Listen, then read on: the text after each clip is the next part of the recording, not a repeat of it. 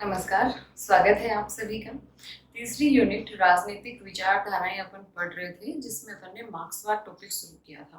मार्क्सवाद के बारे में सामान्य जानकारी पढ़ी थी, मार्क्स की प्रमुख रचनाएं पढ़ी थी। आज अपन थोड़ा आगे बढ़ते हैं टॉपिक को लेकर और अब अपन पढ़ते हैं मार्क्स के मुख्य दर्शन या मार्क्सवाद के मुख्य सिद्धांत। तो आज अपन सबसे पहला और महत्वपूर्ण सिद्धांत लेकर चलते हैं, मार्क्स का द्वंद्वात्मक भौतिकवाद का सिद्धांत।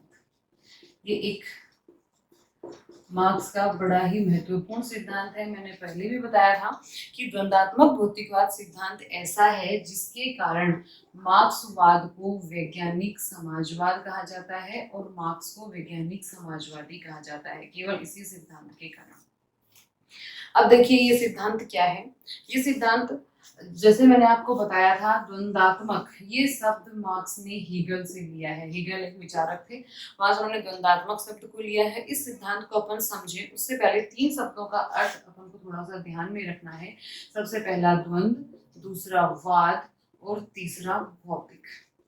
द्वंद्व का अर्थ अपन लेंगे दो विरोधी वस्तुओं में आपस में संघर्ष, और इसका वाद का अर्थ है धारणा, सिद्धांत या विचार, और भौतिक का अर्थ है अचेतन या पदार्थ या जड़।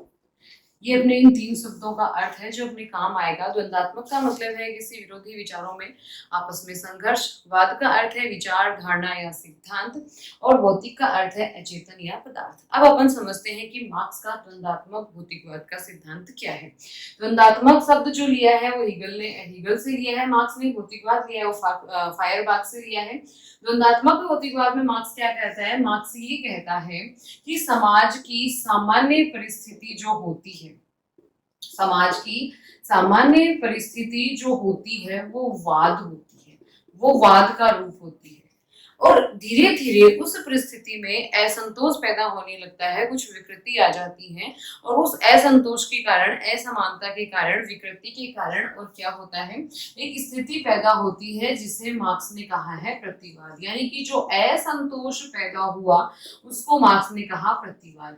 और ये कहता है कि ये वाद और प्रतिवाद, इन दोनों में आपस में संघर्ष होता है, आपस में टकराहट होती है, और इन दोनों की संघर्ष से, टकराहट से एक अन्य तीसरी अवस्था होती है जिसे कहा है संवाद। और ये संवाद इन दोनों से उच्च अवस्था होती है, इन दोनों से विकसित अवस्था होती है, और इन दोनों से भिन्न अवस्था होती है।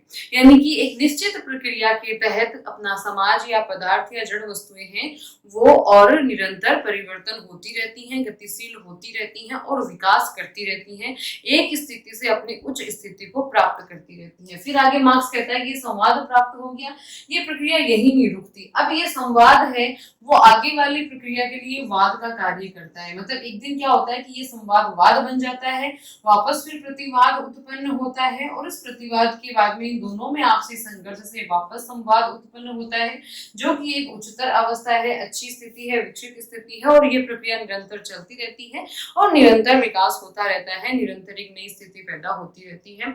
और मार्क्स ने कहा कि सारी की सारी प्रक्रियाएं होती हैं पदार्थ में होती हैं, जड़ वस्तु में होती हैं।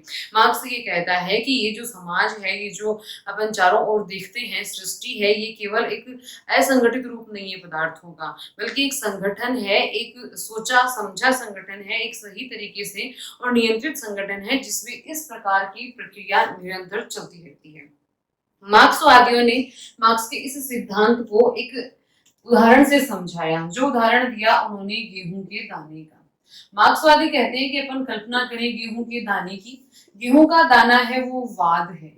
फिर अपन बात करें धरती की, जमीन की, वो है प्रतिवाद। जब अपन गेहूं के दाने को धरती में, जमीन में डाल देते हैं तो बाद में वो गेहूं का दाना है वो उस जमीन के साथ संघर्ष करके उसको फाड़ कर बाहर निकलता है, और जो अपने को पौधा प्राप्त होता है इन दोनों के संघर्ष से, वो पौधा है संवाद। और अपन सभी जानते हैं कि इस पौधे से फिर जो हमें दाने प्राप्त होंगे वापस वो एक बीज का काम करते हैं, यानी कि वापस वो वाद का काम करने लग जाएंगे। तो इस तरह से मार्क्सवादियों ने ये मार्क्स की और द्वंद्वात्मक भौतिकवाद को समझाया कि किस प्रकार जड़ वस्तुएं होती हैं वो एक वाद के रूप में कार्य करती हैं और आपस में वो संघर्ष करके और एक नई स्थिति उत्पन्न करती हैं जिसको संवाद कहा जाता है। तो ये था मार्क्स का द्वंद्वात्मक भौतिकवाद का सिद्धांत। अब इसको और आर्थिक रूप से किस तरह से समझाया मार्क्स ने जो अपना आर्थिक समाज है, आर्थिक परिस्थितियां हैं, उनके रूप में ये समझाया कि ये जो वाद है ना, ये है पूंजीवादी अवस्था। पूंजीवादी अवस्था, या जो कि अपन सभी जानते हैं कि मार्क्स ने इसको खत्म करने की बात कही थी, तो ये पूंजीवादी अवस्था है, वो वाद की अवस्था है। और धीरे धीरे इस पूंजीवादी व्यवस्था में असमानता उत्पन्न होने लगती है, आर्थिक असमानता आती है, एक असंतुष्ट वर्ग उभरता है और इस कारण प्रतिरोध होता है, असंतोष होता है और एक प्रतिवाद की स्थिति आ जाती है। वो प्रतिवाद की स्थिति है सर्वहारा वर्ग का अधिनायक तंत्र। वो प्रतिवाद का रूप लेती है। वो प्रतिवाद क्या है? सर्वहारा वर्ग का अधिनायक तंत्र। हम सभी जानते हैं ये सर्वहारा वर्ग क्या है। मार्क्स के अनुसार समाज में दो वर्ग हैं, एक पूंजीपति वर्ग और एक मजदूर वर्ग। तो जो ये मजदूर वर्ग है वो सर्वहारा वर्ग है, पूंजीपति वर्ग है वो बुजुर्गा वर्ग है। तो इस सर्वहारा वर्ग का अधिनायक तंत्र स्थापित हो जाता है और इन दोनों के फलस्वरूप जब ये आपस में संघर्ष करते हैं तो जो संवाद आता है, ये संवाद है साम्यवादी अवस्था। जहां सारी की सारी संपत्ति है वो सार्वजनिक संपत्ति होती है, व्यक्तिगत संपत्ति का जहां कोई स्थान नहीं होता, वो सार्वजनिक संपत्ति वाली अवस्था आती है, साम्यवाद की अवस्था।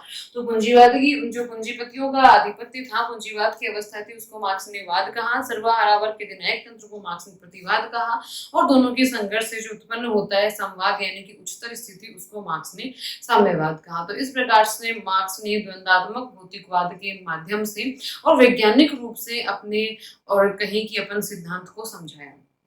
अब इसमें एक चीज आती है, वो आती है कि अंतर क्या है मार्क्स के द्वंद्वात्मक भौतिकवाद में और हीगल के द्वंद्वात्मक प्रत्ययवाद में। क्योंकि अपन सभी जानते हैं, जैसे कि मैंने आपको बताया था कि द्वंद्वात्मक जो शब्द है, द्वंद्वात्मक जो प्रक्रिया है, द्वंद्वात्मक का जो सिद्धांत है, वो मार्क्स ने हीगल से लिया है। हीगल का जो सिद्धांत था उसका नाम था द्वंद्वात्मक प्रत्ययवाद। हीगल ने द्वंद्वात्मक प्रत्ययवाद का सिद्धांत दिया था। हीगल का सिद्धांत था द्वंद्वात्मक प्रत्ययवाद का सिद्धांत। हीगल के अनुसार जो मतलब कि विश्व का नियामक तत्व था वो चेतन था। विश्व का नियामक तत्व हीगल ने बताया है। हीगल ने इस प्रत्ययवाद के अंतर्गत वो एक चेतन तत्व था, वो आत्मा थी, वो एक सूक्ष्म अपन कहें कि आत्मत्व था। वो एक सूक्ष्म आत्मत्व, सूक्ष्म चेतना, सूक्ष्म आत्मा थी जिसको हीगल ने और क्या बताया है, विश्व का नियामक तत्व बताया है। और इसने उसके माध्यम से और ये कहा कि सत्य की खोज के लिए बाद में आपसी विचारों का वाद प्रतिवाद संघर्ष होता है और फिर एक नई स्थिति उत्पन्न होती है जिसको उसने संवाद कहा। लेकिन मार्क्स ने इसका उल्टा कहा है। मार्क्स ने विश्व का नियामक तत्व है वो पदार्थ को बताया है, वो जड़ बताया है। मार्क्स ये कहते हैं कि जो विश्व का नियामक तत्व है वो जड़ है, पदार्थ है, क्योंकि आत्मा को कभी किसी ने देखा नहीं है और उस पर हम भरोसा नहीं कर सकते जो प्रत्यक्ष नहीं है। इसलिए मार्क्स ये कहता है कि जैसे कि पत्थर है, नदी है, नाले हैं, हार्ड है, मांस है, शरीर है, ये सारी की सारी चीजें हमें दिखाई देती हैं, तो यही विश्व का नियामक तत्व है, यानी कि पदार्थ विश्व का नियामक तत्व है। और ये वाद प्रतिवाद संवाद की अवस्थाएं पदार्थ के अंदर होती हैं, ना कि जो हीगल ने बताया था चेतना के अंदर या किसी आत्मा के अंदर होती है। क्योंकि मार्क्स ने कहा कि आत्मा जो हमने कभी देखी नहीं, तो ये हीगल की जो ये कल्पना है ना वो सिर्फ कल्पना है। जो हीगल का सिद्धांत है वो कभी भी वो वास्तविक नहीं हो सकता। हीगल है वो प्रत्येक पदार्थ को और विचार का प्रतिबिंब मानता है। प्रत्येक पदार्थ को प्रतिबिंब मानता है विचार का, मतलब कि विचार पहले आते हैं और विचार का प्रतिबिंब होते हैं पदार्थ, यानी कि ज्यादा महत्वपूर्ण विचार होते हैं और पदार्थ है वो कम महत्वपूर्ण है। लेकिन जो मार्क्स है वो पदार्थ को प्रधानता देता है और वो पदार्थों के कारण ही, और कहता है कि पदार्थ हैं वही विचारों को पैदा करते हैं, पदार्थ प्रधान है और पदार्थ विचारों को पैदा करते हैं, पदार्थों के कारण ही विचार उत्पन्न होते हैं। इसलिए मार्क्स है वो हीगल के और द्वंद्वात्मक प्रत्ययवाद की आलोचना भी करता है और ये कहता है कि मार्क्स का एक प्रसिद्ध कथन है ये और इम्पोर्टेंट भी है। मार्क्स ये कहता है कि मेरा जो द्वंद्वात्मक का सिद्धांत है वो हीगल से पूर्णतया भिन्न ही नहीं विपरीत भी है, क्योंकि जो हीगल का द्वंद्वात्मक का तर्क था वो सर के बल उल्टा खड़ा था, जिसको मैंने पैरों के बल खड़ा करके सीधा कर दिया। तो ये मार्क्स ने कहा था हीगल के और द्वंद्वात्मक प्रत्ययवाद के लिए कथन है मार्क्स का, और इस तरह से अपन ने समझा ये था मार्क्स का द्वंद्वात्मक भौतिकवाद का सिद्धांत।